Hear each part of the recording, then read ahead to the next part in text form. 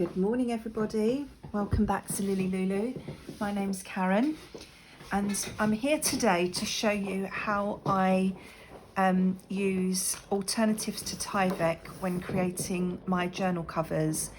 Now I have shown this before on my channel, but there's been a lot of interest recently, so I thought as I'm actually making a journal at the moment, I would come on and do it again on camera and show you. But I have to say, I do feel like I'm pushing my luck trying to do a video this morning. If you've seen my last couple of videos, you will know that things did not go according to plan. And today I'm already having one of those days where if it can go wrong, it will go wrong. I'm supposed to be out this morning and for various reasons I haven't been able to get out, which has meant that I can come on and do a video for you, which I wasn't expecting to be able to do. But I'm thinking, well, if I couldn't, if things have gone wrong that badly this morning already, am I wise to be trying to do a video? But anyway, we'll have a go and see how we get on. Got my cup of tea here to sustain me. Now I've got the back door open because it's a beautiful day, so if the dog barks at people walking past, I do apologise.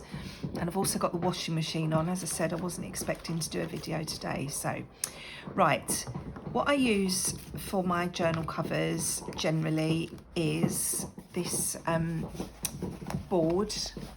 I previously used board that I bought from Amazon, but this is a slightly more flexible board. It is book board.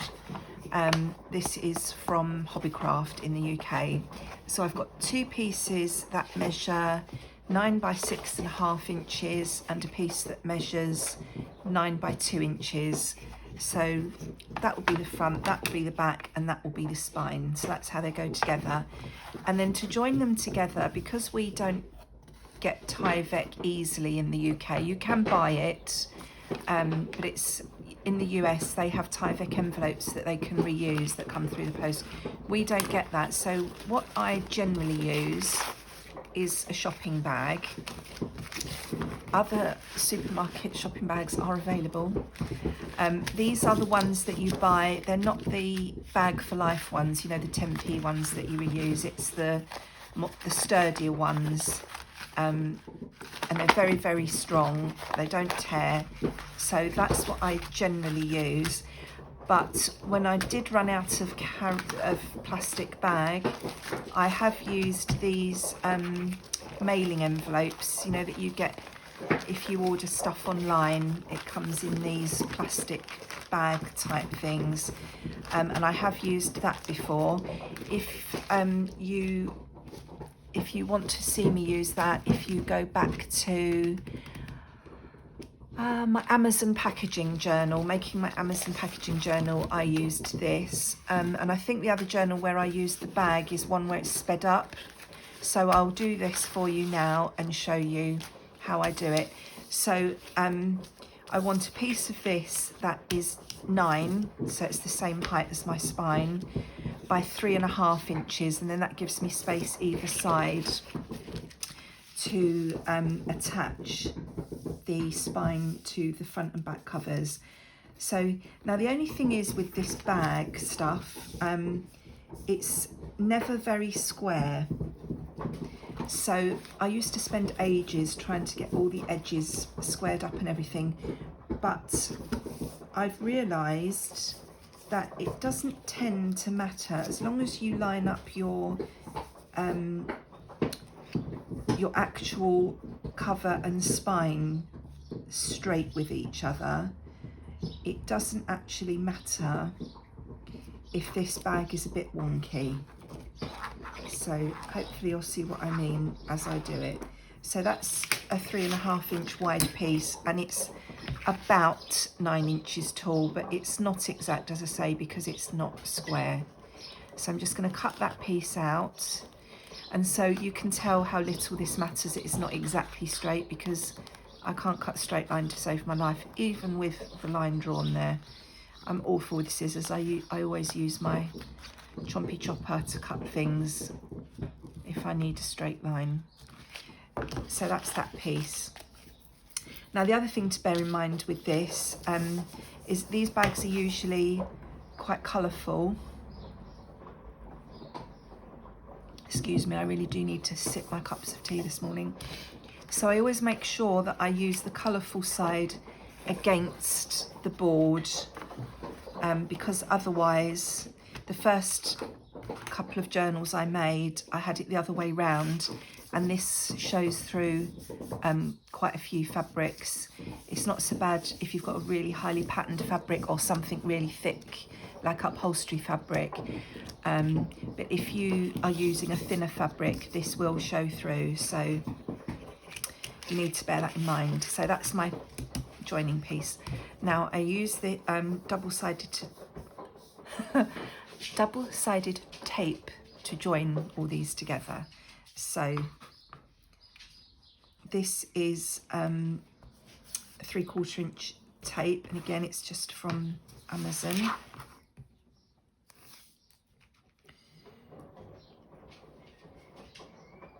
So I just put several pieces on here because we want to make sure that this is all joined together securely and it's not going to go anywhere.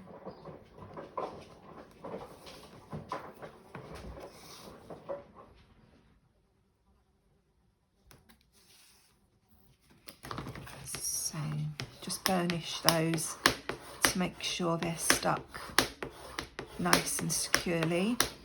Now I still haven't found my pokey tool since our house move, so you're probably going to have a laugh and watch me struggle trying to take those backings off, but hey ho. So then I've put 5 strips on the binding, and then I'm just putting 1 strip on each edge of these cover pieces, the boards that is going to be the actual cover. I burnish those as well.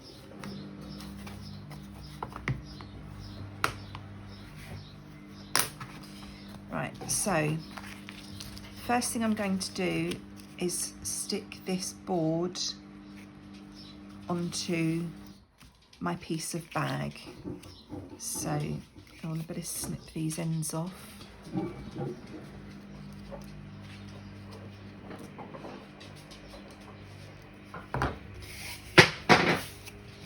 Excuse Max in the background making a lot of noise with his amplitude. He does like to drop it on the floor and let everybody know that he's still here. Yes, we know, Max, we can hear you. He's dying to go out in the garden, but every time I let him out there, he's just causing a ruckus. So now this end is my straighter end, so I'm going to pop that to the edge of the bag. Shush, Max. I'm just going to lay that down. Now, as you can see, that is wonky, but as long as I line my board up straight, this won't matter too much. So now I've done that, I'm going to put a strip of tape right, in fact I'll do this side so I don't have to stick my head under the camera. Shh, Max, be quiet. I'm putting this piece of tape as close to that board as I can get it.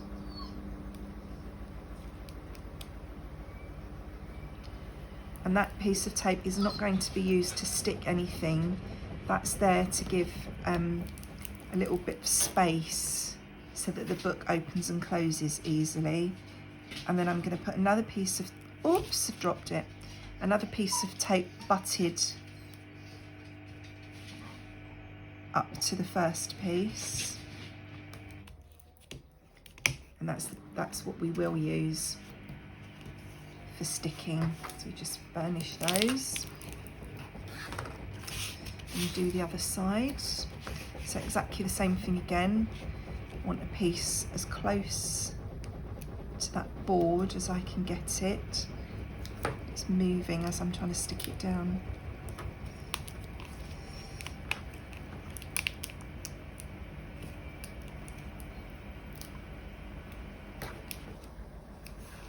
And then another piece next to that.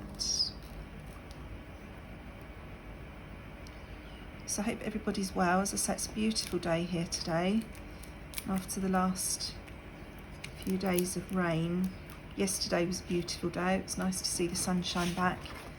And today's the same. It wasn't forecast to be as warm today, but I walked down the road earlier and it did feel nice and warm to me. So I'm just burnishing everything to make sure everything's stuck as well as it can be. And I'm going to trim these ends off again.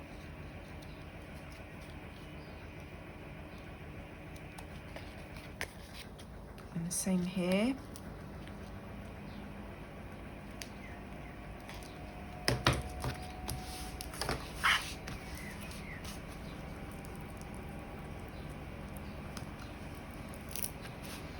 And then we're going to attach these covers. So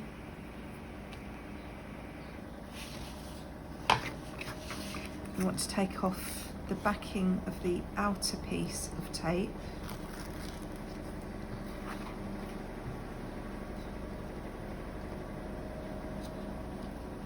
Forgot to trim these. And the backing from this piece. And then I'm going to, so the sticky bit's on the back, and I'm lining this up.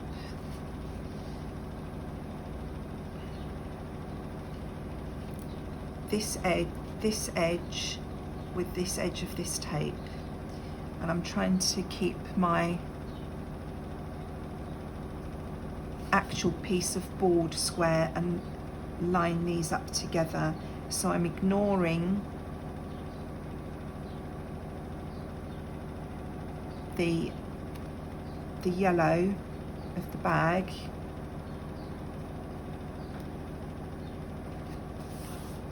and I'm looking at these lines and hoping that they're fairly straight. That seems to be okay. And then I'm going to do the same on the other side. So I'm going to take this piece of backing tape off. Let's trim that.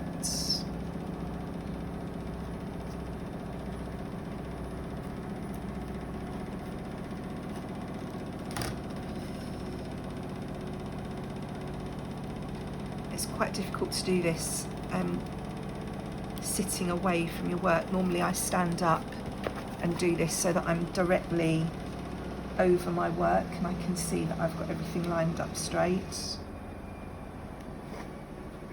So the edge of this piece of board, and again the tape is now on the back of that board.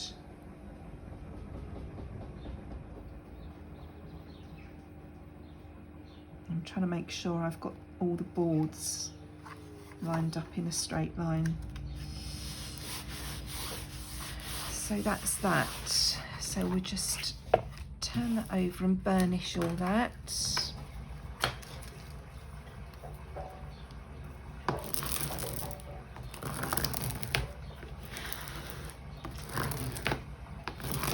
So like I said, as you can see here that this piece of bag is not square at all. But as long as your boards are lined up together, it doesn't really matter. So I'm just going to trim the excess off of here now. So it was slightly longer one side than the other, and hopefully that will. So now we've got a book cover. Everything's joined together, it's flexible, so the book will lay flat. We've got space there so that when everything's covered and the signatures are in, the book will all still work properly as it should. And what I might do here, because this wasn't as straight as it should be, I can either trim that off or I can pop a little bit of fabric tack or something under there just to hold that piece down. So that's our cover made. So obviously that will need decorating, but that's the actual cover constructed, and that's how I do it with a shopping bag rather than Tyvek. It's nice and strong, it won't tear, it's flexible. So yeah, hope you found that useful. Thank you for joining me today. I'll see you all again soon. Bye bye.